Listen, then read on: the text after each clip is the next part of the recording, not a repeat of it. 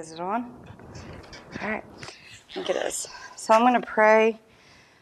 So dear Heavenly Father, Lord, thank you for these days that you have given us. Thank you for showing us what it is to be like you. Lord, thank you for just giving us examples of how we want to live our life and how we need to live our life as opposed to how we were living our life. Lord, and just thank you for bringing us here at the time you did and just making your plans, your steps, the right ones for us to choose. Amen. So, good morning, everyone. How's everyone doing? Good. I've got a little bit of a word this morning.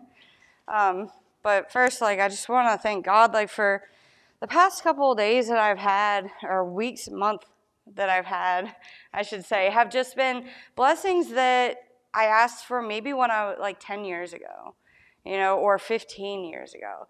I'm now receiving. So just wait in his presence and you will get blessings that you maybe forgot about, forgot you asked for. Getting my teeth done, getting to go on my 10-day. I got to go to Florida to help take care of the kids. And that's something, I know it sounds weird to some people, but I did babysitting for most of my life, right?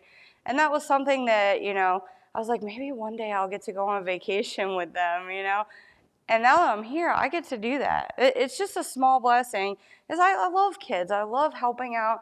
And it's just something that I always, had in the back of my mind, and the Lord knew it. It wasn't something I prayed for. It was just something I said, hey, maybe one day I'll get to do that. And because I sit still and I sit in the presence of the Lord, he's doing these small blessings or big blessings that I didn't even know I was going to receive. I didn't even know I was asking for, but he gave them to me. Right? That has nothing to do with my Devo, but I just wanted to say that because I want you guys to know that just because your blessings have not been answered, even from 10 years ago, doesn't mean he won't. Okay? So just sit on that one. What I'm going to be talking about today is the difference between nice and kind. A lot of people use those words, intermingle them. If you're nice, you're kind. If you're kind, you're nice. It's not true.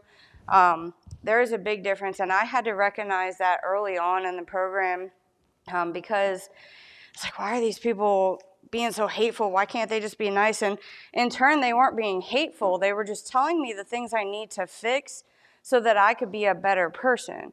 Because that's what Christ does. He pulls out the things from us, our flaws that we need to fix, because if no one does that for us, we're not going to change. Right? We have to have these things pulled out of us.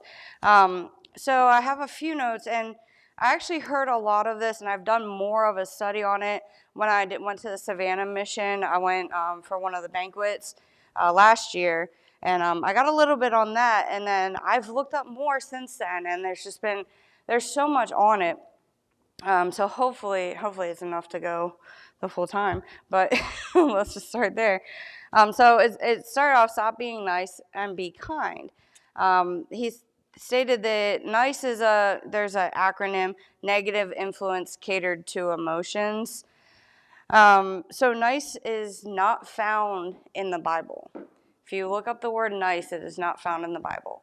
But the word kind is found in the Bible over 200 times. The word nice comes from the Latin word necius, which means ignorant, which is also the origin of a lesser known English word, nescience, ignorance. Okay, so just starting with that, it doesn't sound like a good thing. And I'm not saying that it's a terrible thing to be nice, but there's a difference, okay? Give me 1 second. I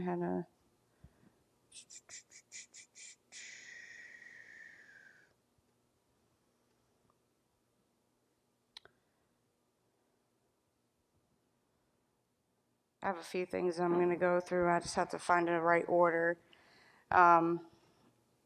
So to be nice is something we can compare to with the serpent, right? He was willing to give us what we wanted, right? The serpent, people that are willing to, here, just take it, right? Just have it, even though they know it could hurt us, or they know that it could be something that we don't really need, but they're still giving it to us. That's being nice, right? Being kind is saying, no, you don't need that, right? Let's start off, Sarah, I'm going to use you as an example, like medications. When you come here, sometimes you're on medications for depression, anxiety, something like that. We could be nice and say, okay, yeah, you can come here and take those medications, right? You can be on them as long as you want, whatever. But being kind is saying you don't need those. You can change. You can be a different person, right? And you have to accept that, and you have to have an open mind and an open heart to realize that that is what kindness is. That is what Christ wants us to be like. If you look at the fruits of the Spirit, nice is not one of them. Kindness is, right? To have love, you have to have kindness, right? So if you want to love like the Lord does, then you have to be kind. It doesn't say nice is love. No, it's not. This little excerpt says, to be nice is something we can compare to the serpent, to give us, hold on, that's a little small, what we may not even know we wanted, but never give us what we needed. To gaze at a sheep, but in actuality a wolf, even if it's not intentional. Instead of a sense of authority, it gives off a sense of being adored. They see us as someone to be pleased and served, and not a sheep to be guided. If we could know of and work to make up for our every sin, we wouldn't need Christ in the first place at all. Sorry guys, I can't read today. It's to appease, to always bring smile and never cause a disturbance. It is the ultimate goal, to be a yes man. We see the memes of nice guys, and it often ends up with the nice guy expecting something in return and resenting when he doesn't receive it. And then they wonder, why even bother? Where's the immediate gratification? Being nice is easy to fake. It is to put a smile on and cause no conflict, to easily move on. Since as humans, it is difficult to know someone's heart, but it's simple to gaze at our outer appearance. We can be tricked by charms, easily pleased by shallowness. Thus, a person's intentions or the true result of their and our actions can go straight over our head because it makes us feel good in the here and now. So being nice is, I reflect back sometimes on my life. I would go to my dad when I got a new outfit or something, right, instead of my mom, because my dad would always tell me, "Oh yeah, you look beautiful," right? Where my mom would be like, "Well, it's a little short in one place. The colors don't really go with your skin," or she would be kind. She would tell me the things that I needed to hear, but I went to my dad for that immediate gratification, to tell me that I was beautiful as a little kid, right? So it starts there. It's getting what we want at that time for that immediate gratification. Being kind is just doing things out of the goodness of your heart, not expecting anything in return, right? And we can see that here when we do our chores, when we just, grab a mop and clean the floor and not expect anyone to see you or notice it. You just do it because that's what kindness is. Right? You don't expect that, oh, you did a great job today mopping that floor, because that's being nice. What it should be said is, oh, great, finally someone mopped the floor. It should be done all the time, right? Again, that's my mom. I would say, guess what? I did the dishes today. Oh, it's about time, That's because it's something that I should be doing and I shouldn't need gratification for, right? So going on to being kind is something that we can associate with Christ. He was kind to his flock because he cared. He was kind to the strays because he cared. He called out the Pharisees, not because he enjoyed it, but because he cared. He wanted them to change for the better. He wanted us to want them to change for the better. But how would we know the error of their ways without the shepherd to guide us? How could we change without knowing we were doing something wrong? His intentions were always a noble one, always a good one, always with a demeanor of authority for our benefit, not with tyranny for the benefit of only himself, and as such, he paid the price. A price he expected, but a price that was necessary. A price he never sought revenge for, but a price he sought forgiveness for towards his perpetrators and for their ignorance. His kindness caused great grief and suffering, a lot of it on himself. His own mentality was sacrificed to bring much needed medicine to those who never knew they were sick and dying. While it hurts at times with the retaliation and disappointed faces, our patience and faith in the eternal future and God's plan is what keeps us going. We were warned our lives wouldn't be easy. God cannot lie, and so if our lives were simple, perhaps it's time for reflection. It can be compared to how we can see our parents and teachers as mean. But as we grow older, we see how it was necessary for our benefit for them to put their foot down, and that they didn't truly enjoy our punishment if it was done out of a godly kindness. But they did what they had to do, as long as it was a result of patience and doesn't go too far anyway.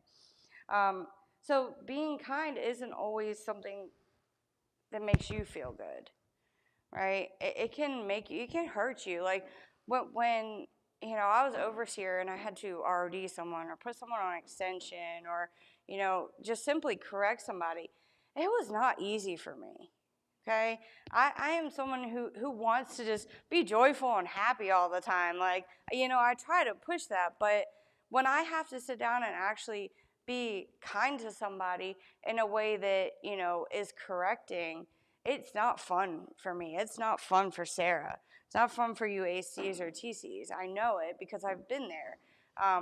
It hurts us on the inside. Instead, we want to put a blind eye to it, right? That's being nice. Putting a blind eye to it is being nice. We want to say, okay, we didn't see it. Maybe it was just one mistake. They're not going to do it again. I know they won't, right? Being kind is saying, hey, I saw what you did. You shouldn't have done that.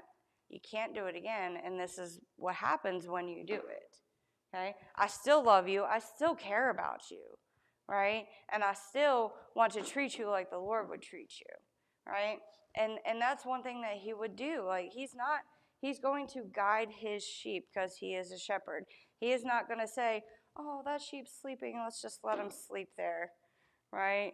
He's going to say, no, get up, follow the flock. Let's go. We have something to do, right? I know that's kind of a weird example, but that's how I picture it. He's not just going to let us sit in our feelings. He's not just going to let us sit in our emotions. He's not just going to let us put a blind eye to the things that we did wrong. We have to have someone there to call it out on us and point it out. Otherwise, we're not going to change. It says right here, how could we change without knowing we were doing something wrong, right? If we don't know we're doing something wrong, and even if we do, how are we going to change if someone doesn't point it out to us, right? In the Bible, Judas, he was nice. He played along, right, to get along, but he was not kind, right? Let's see.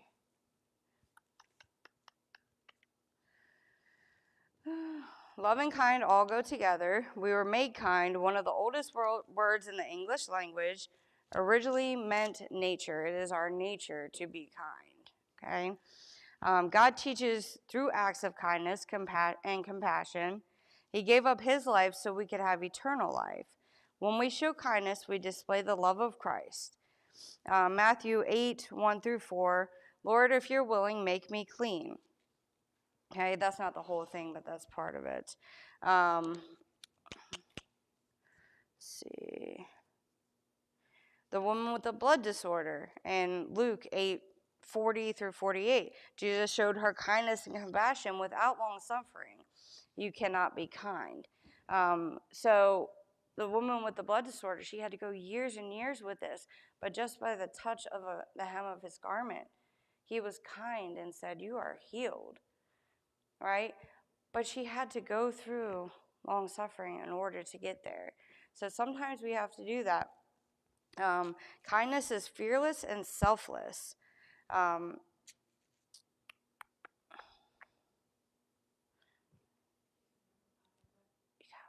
wait, okay. Just 1 minute. Okay? So kindness is fearless and selfless. If you're thinking of yourself when you're being kind, then you're not being kind, you're being nice. Okay?